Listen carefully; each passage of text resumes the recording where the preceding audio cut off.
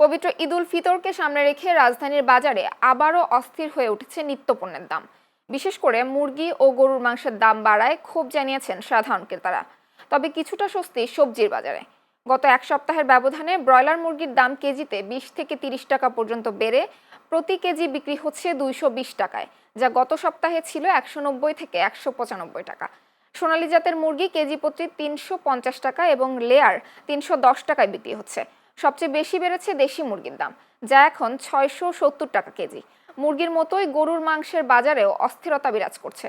KG প্রতি 30 টাকা বেড়ে অনেক জায়গায় গরুর মাংস 780 থেকে 820 টাকা পর্যন্ত বিক্রি হচ্ছে। এছাড়া মাছের বাজারেও মিলছে না স্বস্তি।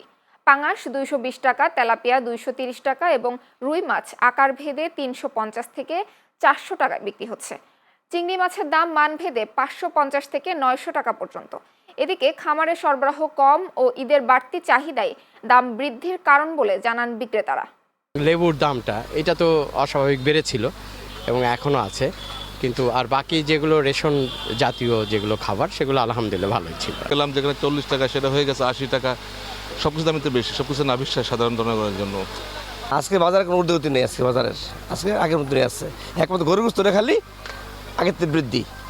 এখন যে অবস্থা আছে মোটামুটি চলতেছে ভালোই, এটা সন্তুষ্ট আমরা।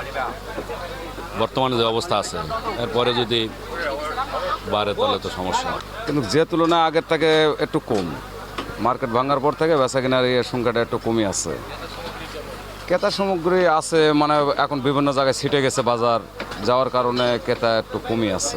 বর্তমানে এখনো একটু রেট কমই আছে, আগে 400 টাকা বিক্রি করতাম, এখন 360 টাকা। তো বেশি মাছ খায় না, কারণ দুই বেলা তো খাওয়া হয় না ঠিক মতো, এই কারণে বেচা বিক্রি একটু কম।